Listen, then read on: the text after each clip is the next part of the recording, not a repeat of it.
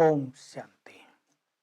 10 मार्च अव्यक्त मिलन का दिन है और बाबा हमें स्मृतियां दिला रहे हैं, तुम कौन हो, कितने महान हो।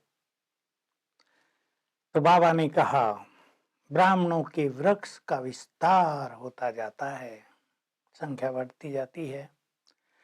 ये विस्तार श्रृंगार है, जैसे कोई पेड़ बढ़ता जाता है, पहले एक टहनी निकलती है, फिर साइड में ब्रांचेज, फिर बड़ा होने लगता है, फूल पत्ते और फिर फल। तो बाबा सार को भी देख रहे हैं, सार माना फल, और विस्तार को भी देख रहे हैं, फल शक्तिशाली होता है।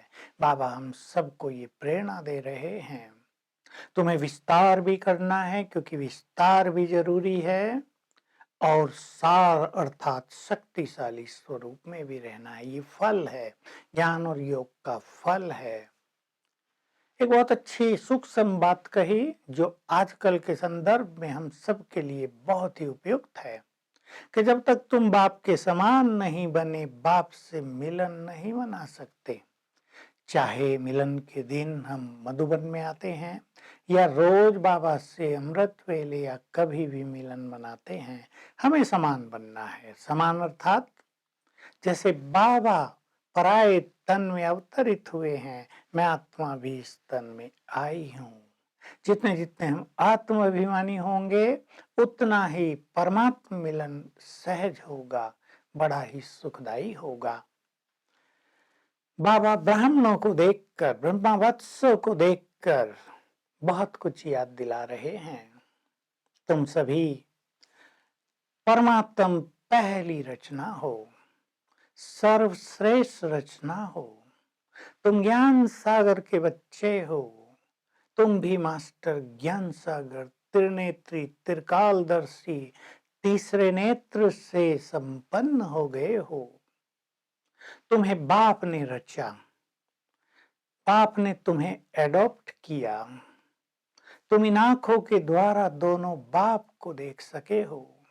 तुम कह सके हो मेरा बाबा। सन्यासी, विद्वान, आचार्य, ऋषिगण तो ढूंढते रह गए। तुम सम्मुख बैठे हो, तुम बहुत जिम्मेदार आत्माएं हो। तुम कल्प वृक्ष की जड़ें हो, तुम पूर्वज हो। तुमसे ही इस सृष्टि रूपी कल्प वृक्ष की शोभा है। तुम अलबेले नहीं हो सकते, तुम बहुत जिम्मेदार हो। बाबा याद दिला रहे हैं, अपने बच्चों में बल भर रहे हैं। तुम ब्राह्मण देवताओं से भी श्रेष्ठ हो, अधिकारी हो। बाबा कह रहे हैं, जब बाप से भक्तों को भी फल मिलता है, तो तुम तो अधिकारी हो, तुमको तो संपूर्ण अधिकार मिल जाता है। तुम सभी को मुक्ति और जीवन मुक्ति की राह दिखाने वाले लाइट हाउस हो, तुम आधार मूर्त हो सृष्टि के। तो बहुत अच्छी अच्छी स्मृतियां दिलाकर हम सबको बाबा नशा चढ़ा रहे हैं। तुम अपने अधिकार को प्राप्त करो, तुम बहुत महान हो, परमात्मा को बहुत प्रिय हो। ध्यान दें और अंडरलाइन करें इस बात को। हम पहली रचना, हम जिम्मेदार आत्माएं, सभी धर्मों की आत्माओं के पूर्वज परमात्मा को बहुत प्रिय हैं। सभी को मुक्ति और जीवन मुक्ति का वर्षा दिलाने वाले हैं। बार बार बाबा हमें नशा चढ़ा रहे हैं। तो कह रहे हैं, तुम ईश्वरीय मौजों में रहो, यही ईश्वरीय मौजों में रहने का युग है। यदि भगवान को पाकर भी तुम ईश्वरीय मौज में न रहे, तुम्हारा जीवन मौजों से भरा हुआ नहीं रहा, तो भला कब होगा। तुम्हारे ही तो मुख से निकलता है, पाना था सो पा लिया। क्या संसार में और कोई भक्त, तपस्वी, विद्वान, आचार्य ये कह सकता है हमने भगवान को पा लिया? कदापि नहीं। वो हमारे सम्मुख आ गया, इन नेत्रों से उसको देख लिया। हम कितने भाग्यवान हैं। इसलिए अगर हम ईश्वरीय मौज में रहेंगे, तो ये शिकायतें, ये परेशानियां ये समाप्त हो जाएंगी। बाबा किसी ग्रुप से मिलते हुए कह रहे हैं, बच्चे कहते रहते हैं दादियों को, हमारे लिए कुछ करो, हम बहुत परेशान हैं, हम यहाँ सुखी नहीं हैं, कुछ करो, इसकी शिकायत, उसकी शिकायत। पर बाबा ने कहा, जब तुम ईश्वरीय मौज में रहने लगोगे तो इन सब बातों की जरूरत ही नहीं पड़ेगी, तुम्हारा जीवन श्रेष्ठ हो जाएगा। हमें इस बात को बहुत अच्छी तरह रियलाइज करना है कि स्थिति श्रेष्ठ है तो परिस्थितियां स्वतः ही समाप्त हो जाती हैं। तो बाबा कह रहे हैं, तुम दिलाराम की दिल में आराम से रहो ना, परेशान क्यों होते हो? हम इन बातों पे ध्यान दें, अच्छी तरह चिंतन करें, तो ये जो जीवन में अनेक परेशानियां आती हैं, इनसे हम मुक्त हो जाएंगे। देखिए बाबा ने कितना बड़ा कार्य हमसे कराया है। बाबा याद दिलाते हैं, तुम रुद्र यज्ञ के श्रेष्ठ ब्राह्मण हो, तुम्हारे द्वारा ही मैंने ये यज्ञ रचवाया है और तुम्हारे द्वारा ही इसको संपन्न कराना है। अपनी श्रेष्ठ पोजीशन में आ जाओ तो अपोजिशन समाप्त हो जाएगी और हम विजयी बन जाएंगे। बहुत सुंदर बात है। हम सभी के अनेक प्रश्नों का, अनेक समस्याओं का हल है इसमें। कई लोग कहते हैं मैं बहुत परेशान हूँ, लोग बहुत अपोजिशन अर्थात विरोध करते हैं।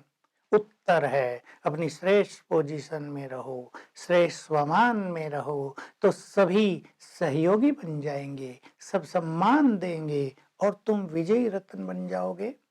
हमें ज्ञान रत्नों के द्वारा व्यर्थ को पूरी तरह समाप्त कर देना है। हमारे पास ज्ञान का भंडार है। सोचो, जैसा ज्ञान हमारे पास है, क्या संसार में किसी के पास है?